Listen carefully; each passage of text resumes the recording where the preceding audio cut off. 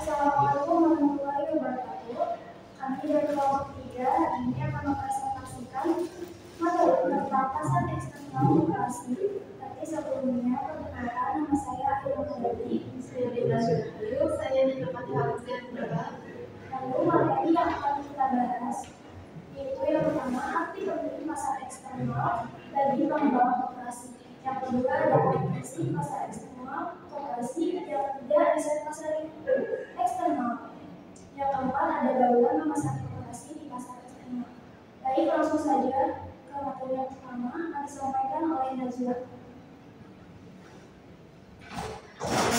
Baik, materi yang pertama yaitu arti penting pasar eksternal bagi pengembangan koperasi.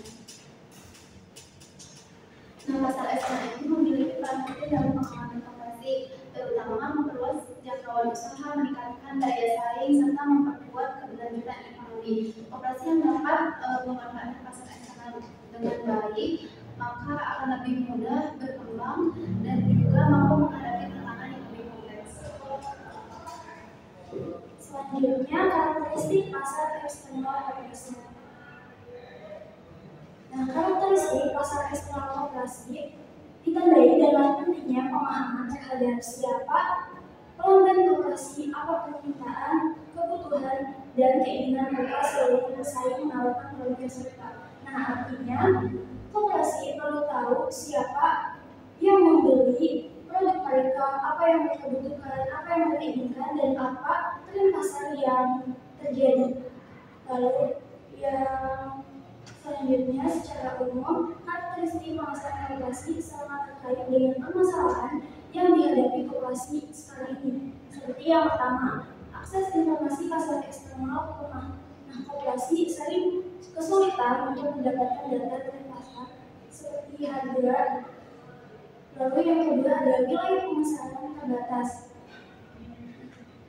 Produk koperasi biasanya hanya dipasarkan di daerah setempat saja, sehingga sulit menjangkau pasar yang lebih luas.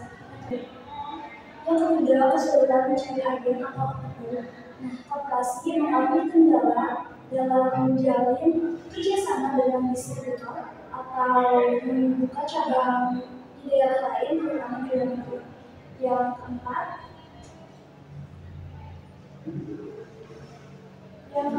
saingan ketat dengan perusahaan besar. Produk koperasi sering kalah bersaing dengan perusahaan besar yang memiliki modal yang kuat dan pemasaran yang lebih agresif. Terutama manajemen pemasaran kurang efektif. Nah, strategi pemasaran koperasi sering kurang terarah sehingga sulit untuk mendapatkan pelanggan secara optimal. Yang keenam, ada kendala dalam menyewa atau penjualan. Biaya harga sewa yang tinggi membuat koperasi sulit mendapatkan posisi strategis untuk menjual produknya. Yang kedua, ada berbagai penjelasan dan pemaksulan produk. Produk koperasi sering ditiru oleh pihak lain sehingga mengurangi daya saing dan juga kepercayaan pelanggan. Yang ketiga adalah riset pasar eksternal. Riset pasar eksternal ini mencakup adalah riset ini dilakukan untuk mengurangi risiko yang berhubungan dengan pengambilan keputusan oleh manajer. Nah, riset ini mencakup kegiatan sistematis yang berhubungan dengan pengumpulan, analisis, dan interpretasi data yang berkaitan dengan perusahaan, pelanggan, dan pesaing dari perusahaan lain. Terdapat 4 langkah utama riset pasar. Yang pertama adalah mendefinisikan masalah. Yang dimaksud di sini adalah proses untuk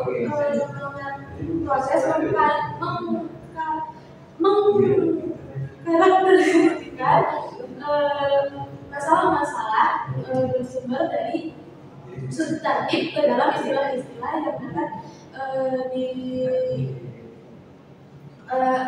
istilah-istilah yang paling dasar dan umum guna mencari permasalahannya. Koperasi bisa mengajukan pertanyaan yang berkaitan dengan bisnis masuk koperasi. Misalnya seperti contoh sebuah koperasi yang menjual produk makanan organik, mereka menyadari bahwa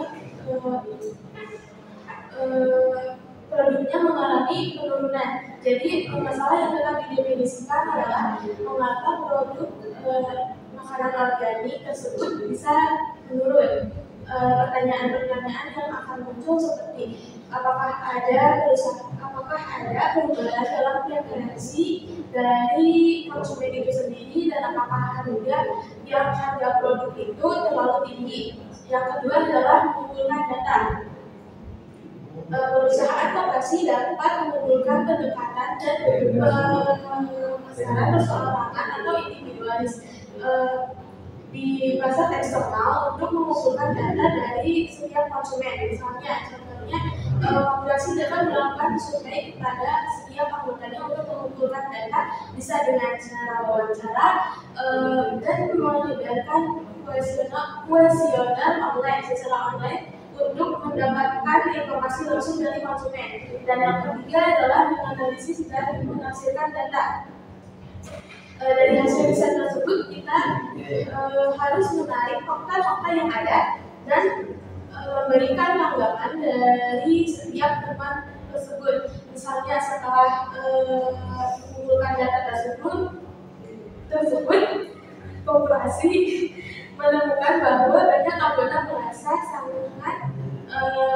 merasa harga produk terlalu tinggi dibandingkan dengan produk yang di pasar, produk serupa di pasar. Nah, koperasi juga menemukan bahwa anggota lebih suka berbelanja di online shop daripada di toko fisik. Dan yang terakhir adalah menarik kesimpulan dan menindak. Proses riset masih belum lengkap bila koperasi belum bertindak berdasarkan informasi yang dikumpulkan.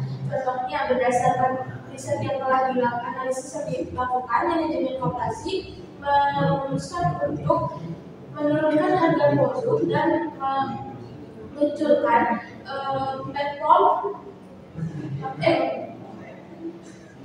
platform e-commerce untuk memudahkan anggota dalam berbelanja. Dan dengan tindakan ini, koperasi berharap dapat meningkatkan penjualan dan memenuhi kebutuhan anggotanya.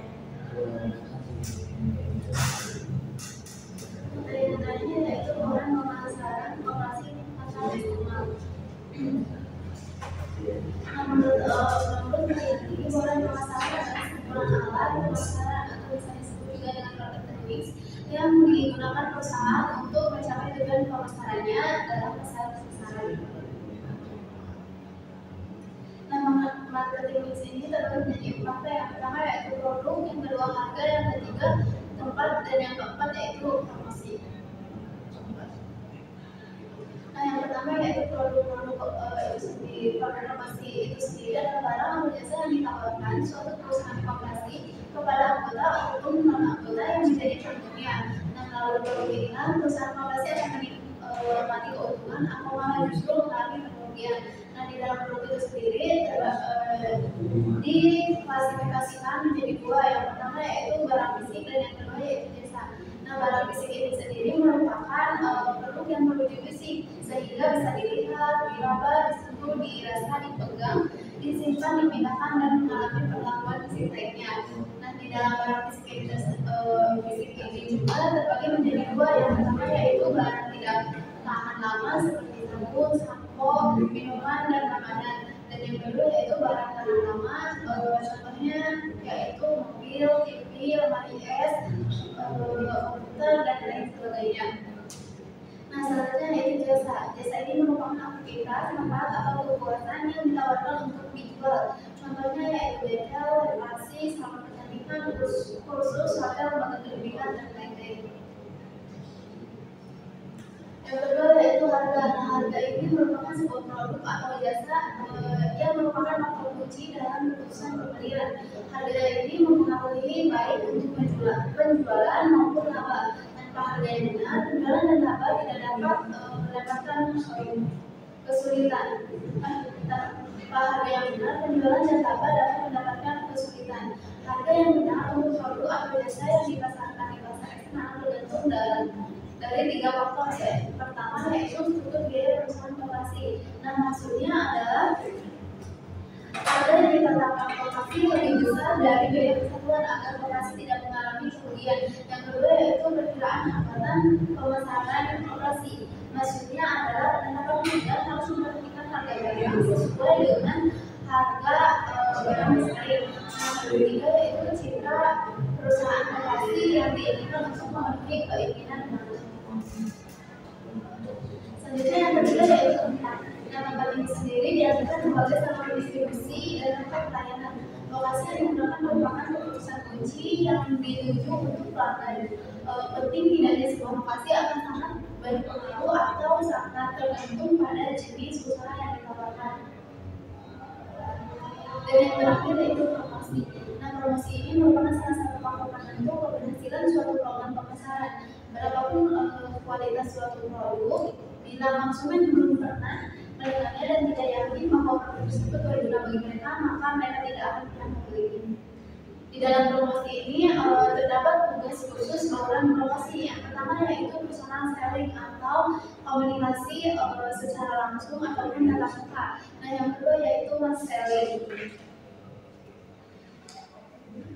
Mass selling ini juga merupakan pendekatan yang menggunakan media komunikasi seperti periklanan dan juga aplikasi. Nah, yang ketiga yaitu promosi penjualan. Nah, promosi penjualan ini merupakan bentuk persuasi langsung untuk merangsang pembelian produk. Yang keempat yaitu public relation. Nah, ini merupakan upaya komunikasi menyeluruh untuk mempengaruhi persepsi, opini, keyakinan, dan juga sikap. Selanjutnya yang kelima yaitu adanya direct marketing. Nah, direct marketing ini merupakan komunikasi promosi yang ditujukan langsung kepada konsumen individual. Tujuannya agar pesan-pesan yang ditanggapi konsumen baik melalui telepon atau datang langsung ke tempat. Nah, dan yang terakhir yaitu word of mouth. Merupakan salah satu ciri khusus dari promosi bisnis. Pelanggan seringkali memperhatikan dengan teliti penyerahan jasa dan kemudian menceritakan pengalamannya kepada pelanggan lain. Baik, selanjutnya itu sesi tanya jawab yang lainnya saya persilakan. Perkenalkan, nama saya Rita dari kelompok 1. Ingin bertanya bagaimana koperasi dapat beradaptasi dengan perubahan kebutuhan dan preferensi pelanggan. Perkenalkan, nama saya Rita dari kelompok 2. Pertanyaannya yaitu bagaimana koperasi dapat menyesuaikan strategi produknya untuk memenuhi kebutuhan pasar eksternal yang lebih luas dan beragam dibandingkan pasar internal. Perkenalkan, saya Modi dari kelompok 4. Pertanyaannya di dalam beberapa pemasaran koperasi pasar eksternal atau yang dikenal dengan konsep mix disebutkan bahwasanya terdapat 4 konsep. Salah satunya harga atau price. Nah, dari segi harga, apa perbedaan strategi harga antara koperasi yang berorientasi pada anggota dan koperasi yang juga menyasar pasar eksternal? Perkenalkan, saya Agnia Herdisa dari kelompok 5. Ingin bertanya, pada slide presentasi ke-8 sampai ke-9 permasalahan yang dihadapi koperasi saat ini sudah dijelaskan. Bisakah kalian memberikan contoh produk koperasi yang berkaitan untuk masing-masing permasalahan tersebut? Perkenalkan, nama saya Mela Sulistiawati dari kelompok 6. Izin bertanya, bagaimana koperasi dapat mengintegrasikan teknologi digital dan e-commerce dalam bauran pemasaran untuk meningkatkan daya saing di pasar eksternal tanpa mengorbankan nilai-nilai sosial dan ekonomi yang dipegang koperasi. Perkenalkan, nama saya Adrianto dari kelompok 7. Bagaimana cara koperasi memastikan ketersediaan produk di berbagai lokasi yang mudah dijangkau pelanggan eksternal? Izin menjawab pertanyaan dari kelompok 1. Pertanyaannya adalah bagaimana koperasi dapat beradaptasi dengan perubahan kebutuhan dan preferensi pelanggan. Jawabannya, koperasi dapat beradaptasi dengan perubahan kebutuhan dan preferensi pelanggan melalui inovasi produk dan layanan serta memanfaatkan informasi teknologi untuk mempengaruhi perilaku konsumen. Salah satunya adalah dengan cara rutin melakukan riset pasar untuk memantau tren dan perkembangan terbaru yang mempengaruhi preferensi konsumen. Melalui survei, wawancara, atau analisis data, koperasi dapat mengidentifikasi perubahan kebutuhan pelanggan dan menyesuaikan produk atau layanan mereka agar tetap relevan. Saya akan menjawab pertanyaan dari kelompok 6. Pertanyaannya yaitu bagaimana koperasi dapat mengintegrasikan teknologi digital dan e-commerce dalam meningkatkan daya saing di pasar eksternal tanpa memberatkan nilai sosial dan ekonomi yang dipegang koperasi itu. Nah, jawabannya, koperasi dapat memanfaatkan media sosial dan e-commerce untuk dijangkau lebih banyak pelanggan tanpa menghilangkan nilai-nilai sosialnya. Nah, dengan menjual produk di marketplace dan mempromosikannya secara digital, koperasi bisa tetap bersaing sambil menunjukkan prinsip kebersamaan dan keadilan. Selain itu, penggunaan teknologi seperti sistem keuangan digital dapat meningkatkan transparansi dan efisiensi tanpa mengorbankan nilai-nilai koperasi. Baik, saya akan menjawab pertanyaan dari kelompok 4. Jadi perbedaan antara koperasi yang berorientasi pada anggota sama koperasi yang eksternal yang berfokus koperasi eksternal itu yaitu koperasi yang berorientasi pada anggota ini berfokus kepada harga berdasarkan biaya dan juga kepentingan anggota. Selain itu juga koperasi yang berorientasi pada anggota ini mengutamakan pembagian SHU atau sisa hasil usaha. Sedangkan koperasi eksternal ini berfokus pada harga yang berdasarkan mekanisme dan juga strategis kompetitif. Dan koperasi eksternal ini memiliki ruang lebih luas untuk ekspansi dan diversifikasi pendapatan, berbeda halnya dengan koperasi yang berorientasi pada anggota. Saya akan menjawab pertanyaan dari kelompok 5. Pada slide ke-8 dan 9, permasalahan yang dihadapi koperasi saat ini sudah dijelaskan. Nah, bisakah kalian memberikan contoh produksi produk koperasi untuk masing-masing permasalahan tersebut?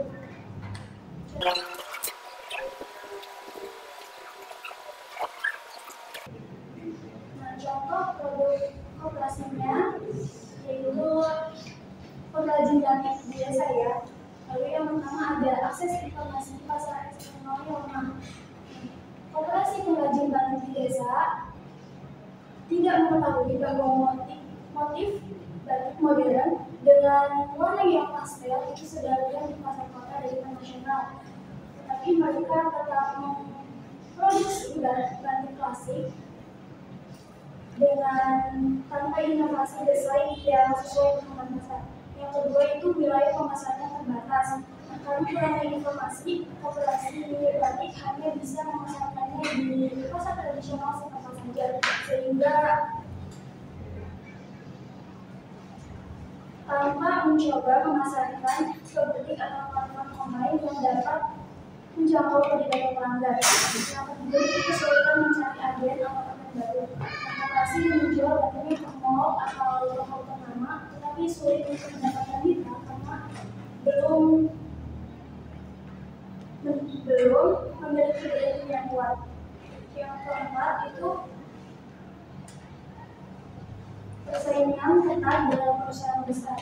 Nah, di tempat perbelanjaan, batik produksi pabrik besar dengan harga lebih murah dan desain yang beragam lebih diminati dibandingkan batik motif klasik yang masih dijual secara konvensional. Lalu yang kelima ada manajemen pemasaran yang kurang efektif. Nah, koperasi hanya mengandalkan pemasaran yang timbul menurut tanpa memanfaatkan media sosial, marketplace, dan juga atau kerjasama dengan influencer untuk memperkenalkan produknya. Yang keenam itu kendala dalam menyewa tempat penjualan. Nah, koperasi ini membuka toko di pusat kota agar bisa menjual barangnya langsung ke pelanggan, tetapi harga sewa terlalu tinggi sehingga mereka hanya mengandalkan pemasaran lewat pasar tradisional atau online saja. Yang ketujuh, mereka menciptakan dan memasukkan produk. Nah, setelah batik koperasi ini dikenal, muncul batik tiruan dengan bahan yang berkualitas lebih rendah dan dijual dengan harga murah, nah membuat pelanggan bingung dan ragu untuk memilih produk hasil koperasi. Nah, contoh ini menunjukkan bagaimana satu masalah berdampak pada masalah lainnya sehingga koperasi perlu strategi pemasaran yang lebih baik untuk bersaing di pasar eksternal. Saya akan menjawab pertanyaan dari kelompok kedua. Pertanyaannya adalah bagaimana koperasi dapat menyesuaikan strategi produknya untuk memenuhi kebutuhan pasar eksternal yang lebih luas dan lebih beragam dibandingkan pasar internalnya. Koperasi dapat menyesuaikan strategi produknya untuk memenuhi kebutuhan pasar eksternalnya yang lebih luas dan beragam dengan melakukan riset pasar yang mendalam untuk memahami perbedaan preferensi dan tren konsumen di luar anggota koperasi. Dengan pemahaman ini, koperasi dapat mendiversifikasi produk mereka, menambah variasi baru, atau meningkatkan kualitas produk agar lebih sesuai dengan selera pasar yang lebih luas. Selain itu, koperasi juga perlu berfokus pada inovasi agar produk yang ditawarkan tetap relevan dan kompetitif di pasar yang lebih besar. Untuk memperluas pasarnya itu sendiri, jangkauan produknya itu sendiri, koperasi harus memperbaiki strategi pemasaran mereka, bisa menggunakan dengan saluran pemasaran digital atau tradisional. Baik, saya akan menjawab dari kelompok 7. Tadi pertanyaannya, bagaimana cara koperasi memastikan ketersediaan produk di berbagai lokasi yang mudah dijangkau pelanggan eksternal? Bisa dengan membuka cabang baru dengan melakukan analisis lokasi dan strategis, maka koperasi ini perlu survei langsung ke tempat yang akan dibuka gitu. Terus bisa juga dengan pengembangan jaringan distribusi seperti menjalin kerjasama dengan mitra lokal atau dengan pendekatan digital yang menyediakan layanan pengiriman online dan juga memanfaatkan marketplace online untuk jangkauan yang lebih luas.